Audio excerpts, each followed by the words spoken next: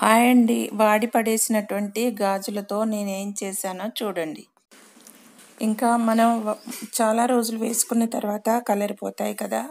అలాంటి గాజుల్ని ఎప్పుడు పడేస్తూ ఉంటాం డస్ట్‌బిన్‌లో. అలా వేస్తే ఏమొస్తుందిలే అని ఈ విధంగా ఐడియా చేశాను.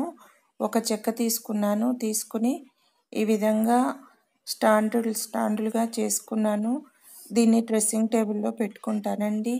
వీటిల్లో ఒక దాంట్లో ఒక్కొక్కటి చొప్పున పెట్టుకుంటాను. క్రీమ్స్ అవి అక్కడ ఇక్కడ పడేయకుండా ఒక్కో దాంట్లో ఒక్కొక్కటి చొప్పున సర్దుకోవచ్చు. చాలా బాగుంటుంది, నీట్‌గా ఉంటుంది డ్రెస్సింగ్ టేబుల్. పిన్నీస్లు అవి మనకు టైంకు మళ్ళీ దొరకవు కదా, ఇబ్బంది పడుతూ ఉంటాము. అందుకోసమని ఈ విధంగా చేసుకున్నాను. ఇంకా కలర్ పోయిన గాజుల్ని ఎప్పుడూ పడేస్తూ ఉంటాం కదా, పడేయడం అసలు ఇష్టం అనిపించదు, కానీ పడేస్తూ ఉంటాము. పడేయడం ఎందుకులే అని ఒక చెక్క తీసుకొని ఈ విధంగా కలర్ పోయినటువంటి గాజుల్ని తీసుకొని ఒక్కొక్కటిగా చెక్క మీద పెడుతూ గమ్తో అతికించుకున్నాను.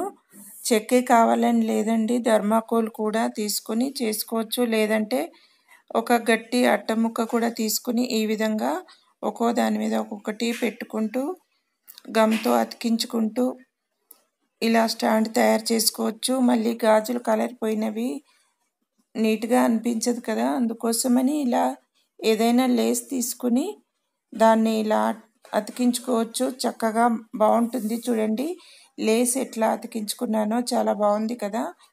నేను చీర కోసం తెచ్చుకున్నటువంటి లేస్ ఇంట్లో ఉండే దాన్ని అతికించుకున్నాను.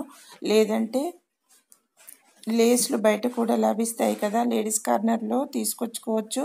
మీటర్ చొప్పున ఇస్తూ ఉంటారు, తీసుకొచ్చుకొని ఈ విధంగా తయారు చేసుకోవచ్చు.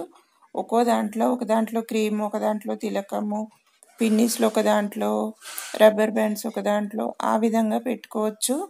ఇలా పెట్టుకొని సర్దుకోవడం వల్ల మనం ఎక్కడికైనా వెళ్ళినప్పుడు అర్జెంటుగా దొరకవు కదా, అప్పుడు ఇబ్బంది ఉండదు. అలా వేసుకోవడం వల్ల ఈ ఐడియా మీకు నచ్చుతుందని అనుకుంటున్నాను. ఐడియా నచ్చితే లైక్ చేయండి, షేర్ చేయండి, సబ్స్క్రైబ్ చేయండి.